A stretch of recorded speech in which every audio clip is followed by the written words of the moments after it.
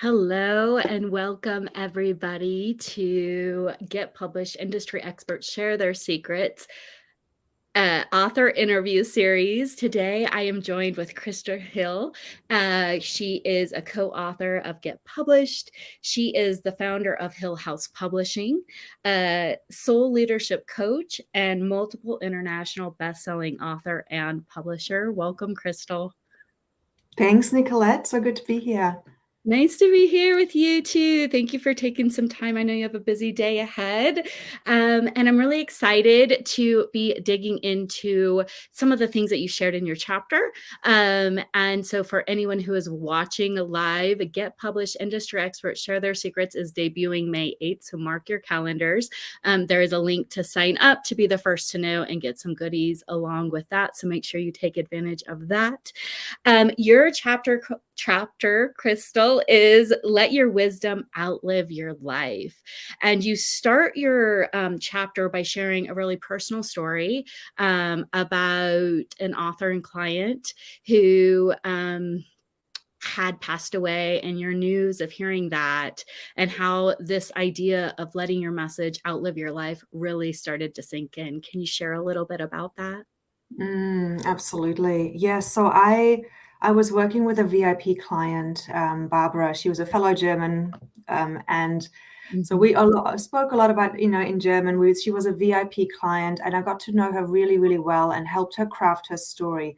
And we had literally approved the developmental editing of her chapter when I scrolled Facebook and saw that she had unexpectedly passed away from a heart attack at the age of 50. Wow. So leaving 2 teenage children behind, and it really just made me reflect on life and that we really have to seize the moment, and to really live every moment out full. And I know we all know this and we all say this, and yes, there's only the now and you got to do it now, but do we actually do it? And I know in my life that sometimes I'm like, not now. But I think there's a distinction between, really seizing the moment to listening to the call of the soul, to listening to the whispers of the soul.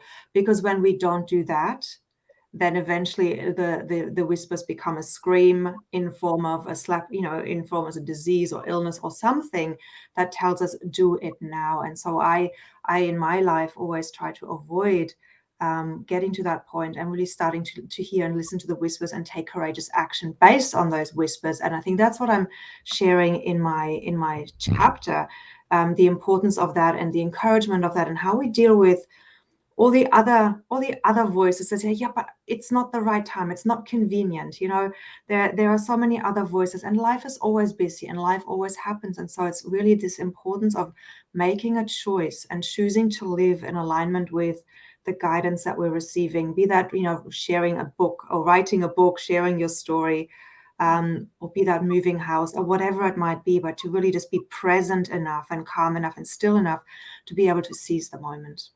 Yes, and it's a theme that is so strongly represented throughout your chapter. And so for anyone who's watching, if you've ever wanted to or continue to talk yourself out of reasons of doing the thing, especially if it comes to writing or publishing, then you're going to want to stick around and hear this interview and make sure to get the book and reach Krystal's chapter, because she gives some really, really great tangible ways of moving past it. So you talk about some of the blocks that people experience and reasons why people will talk themselves out of that intuitive nudge and that inner knowing, right?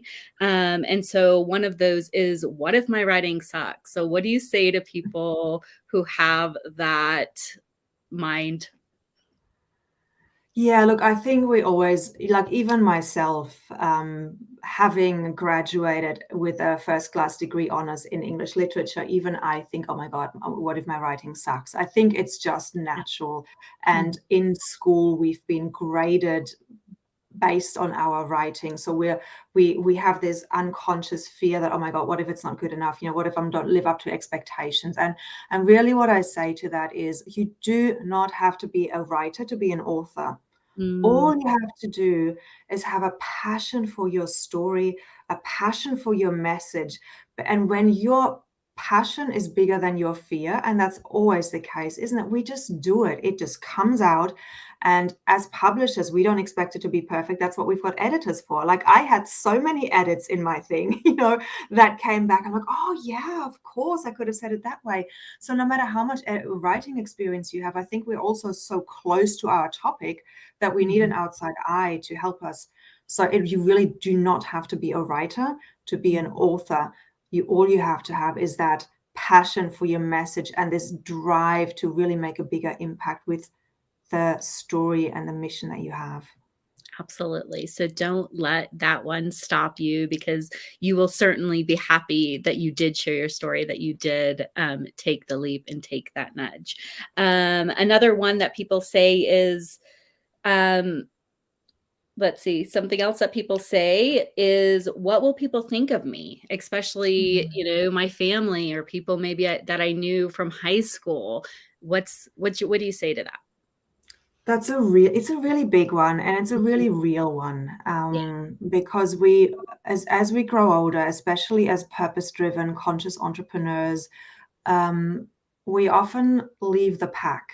The people who are drawn to this sort of thing, the people who are drawn to writing their story, they'll have experienced big things, and they may have been an outsider a lot of their time at school with their friends. They're already the black sheep of the family. At least that's the people that sort of come to me. Mhm. Um, and so they're used to that, and they have found their tribe Mm. in what they're doing now, or they're about to find their tribe. They might be in that transition phase. And what I say is, it's a choice. And the thing is really to embrace who you have become and who you truly are, and to write yourself into such a level and degree of clarity around that, and certainty, that it gives you the confidence to just accept who you are and stand in that power. And then Mhm. it doesn't matter what anybody else thinks. Will it still be disappointing when they don't buy your book or when they question your choices? Yes, of course. Yeah, but But it don't let that becomes stop less you. so, right, as you're building that tribe, and it really is a Yeah. a portal of empowerment when we own our story so, so much that we are willing to share it in a book and write about Yeah. it. So, yeah. So, And I think it's about really surrounding yourself with the right people, the people who are championing you on, the people who have supported you, and especially in that initial process when you're creating something. A baby is birthed in the womb in the darkness, and mhm, most people do not share it for the first 3 months because it's mhm. something precious and sacred. So just like a baby is born, it's like when you're writing your story, it's very similar.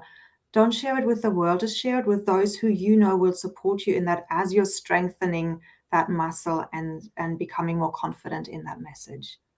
Such wise wisdom, and I just love how you really guide your authors through this process and share so much about this in the book. It's very relatable, and so something that so many people experience. And so the one last one I want to touch on is, who do I think I am to write Mm, and become a published author? yeah, and that's again, that for me, that is such a big one. Like, who do I think I am? Nobody in my family has done this. Does my story even matter? Doesn't everybody experience what I've experienced? And the truth of the matter is, yes and no.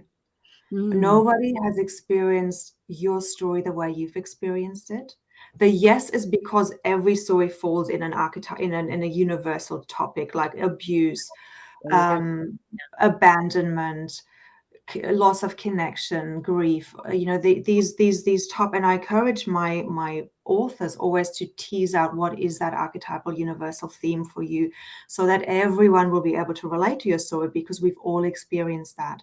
But Mm, your unique expression of that and what you've experienced, in order to have abandonment issues or whatever it might be, is very unique to you. And it's the very thing I always say, the universe expresses itself through you. The universe is sharing itself and expresses itself through you, which means that who are you not to share that puzzle piece, that aspect of the universe with the world?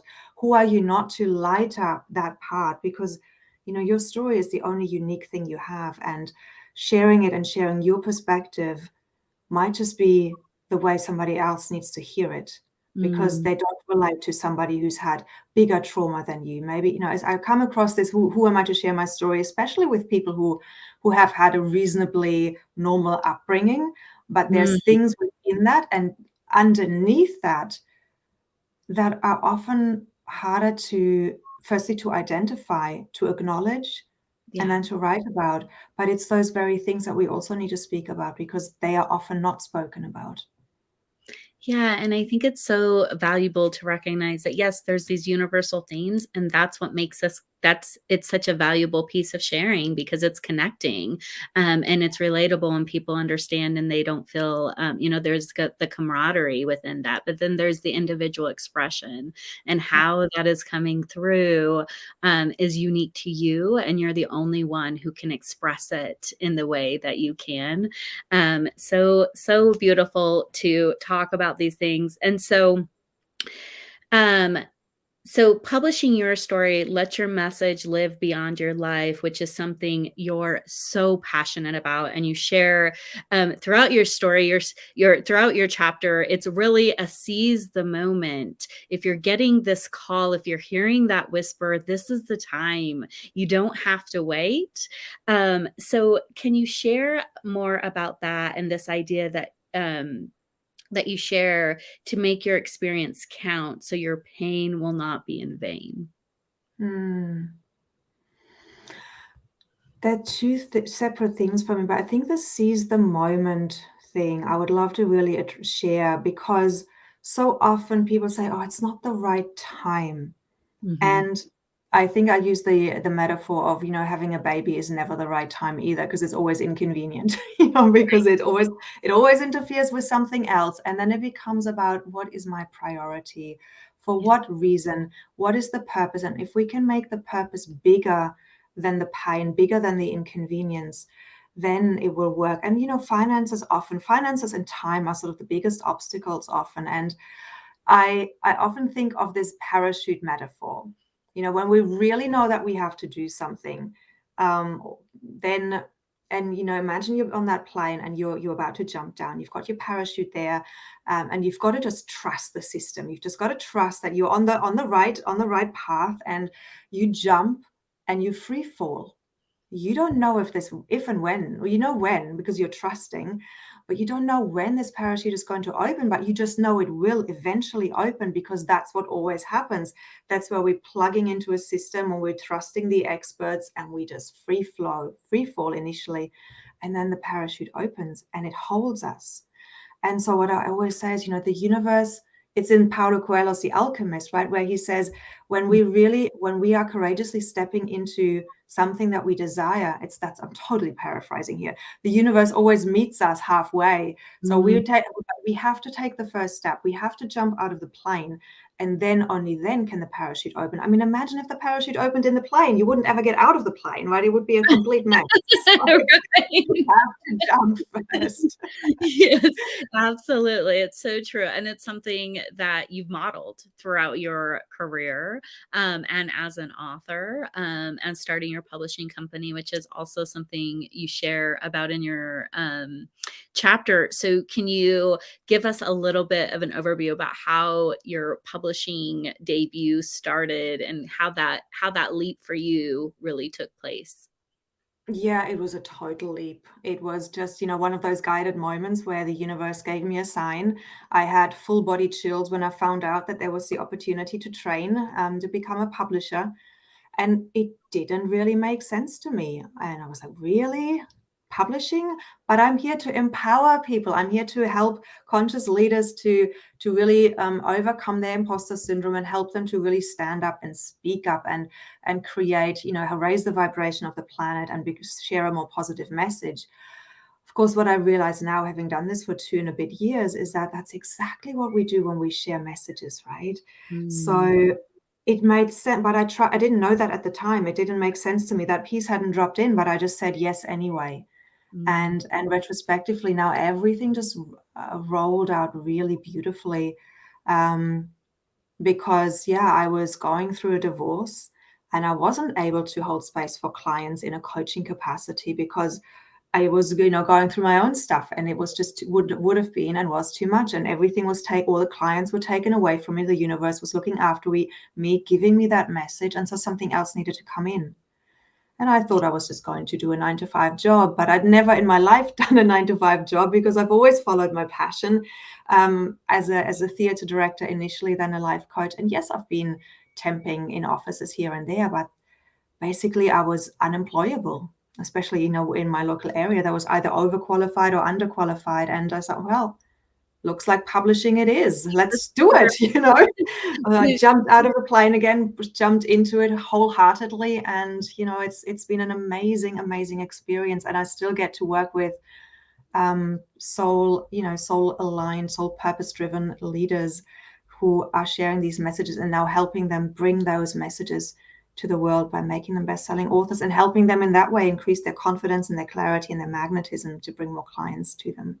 It really is just a new container for the things that you are already doing and had, that soul whisper to continue to do. So I think it's beautiful how it manifested for you. And I also think anyone who is watching this, who has a chance to read your chapter, is going to understand and really connect to you have been through this. And so you understand it so beautifully to be able to guide other people through, authors, and really all of your experience, which you share a lot more in your chapter, really led you to this moment in time and ended up like kind of creating you this perfect career in which you're positioned to really help empower leaders who are ready to share their message and story with the world. So I think it's beautiful.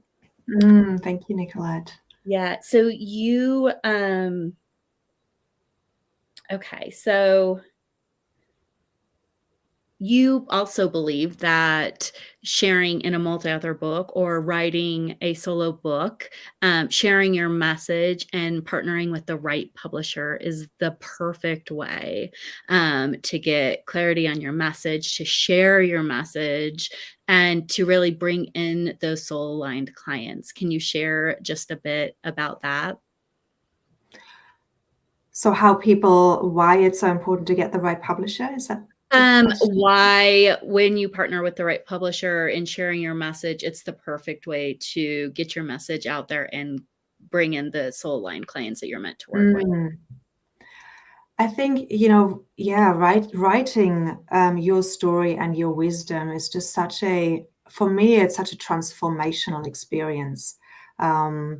And it almost is a coaching process because when you're reflecting on your message, and in my books, it's always about transformation. It's never just about, okay, here's my methodology, this is what I do, go and do it. It's about bridging, bringing the personal stories and the vulnerability and the lessons from the story into then the methodology, and bringing them together for beautiful transformative experience for the reader. And in order to give the reader a transformational experience, the writer, the author, is also going through an up-leveling within themselves as they come into greater clarity. And this is what happened to me writing this chapter. I was like, suddenly came up with this phrase: I am here in my containers to create personal transformation for professional expansion. And that came out of me sitting down and really reflecting on, well, who am I as a publisher? What do I bring? What is my unique gift that I'm bringing into this? And it is that ability to really see people and to really meet them and reflect their brilliance back to them, so that they can then find that within themselves in a new and deeper way and bring it out onto the page. And then what that does is they show up in the world with greater clarity, with greater confidence. They now have a book that they have in their hands. I've got one here, so they can say, okay, I'm published in this book. I've got my wisdom in here. It's tangible. It will last for a lifetime and beyond. And that gives that gives a certain level of authority and perception in the marketplace that will then in turn magnetize the soul aligned clients to you, because you've shared yourself. Absolutely. And I just love the depth of what you really ask your authors to bring into their writing journey, and really bringing themselves and meshing that with their experience, their expertise, and bringing something that readers are really going to be able to transform through with the author. So that's absolutely beautiful. So, what if there's one thing that you hope people take away from reading your chapter? What would you hope that would be? It's to ignite a self-belief in the reader that their story matters. And if they've had that whispering, the people who are going to read the book will want to write or will be thinking about writing, it's to just give them that confirmation that, yes, listen to your inner voice, trust your inner guidance, and just get started. Find the right person to partner with in terms of a publisher or book coach, and just do it. And just do it. And that's a beautiful way to end this interview. So, Get Published industry experts share their secrets. Krystal, along with 16 incredible authors across the publishing industry, are going to be sharing their wisdom and expertise. If writing, publishing has been something that you've been considering, if you've already published and would like to extend, deepen into that, you're going to want to make sure to get a copy. So much wisdom and great tips shared throughout this book. So make sure to mark your calendars. May 8th will be the debut. Thank you so much for being here, Krystal. Thank you so much for having me, Nicolette. I can't wait to get this book into the hands of lots and lots of readers. Yeah, it's exciting. Okay, bye everyone.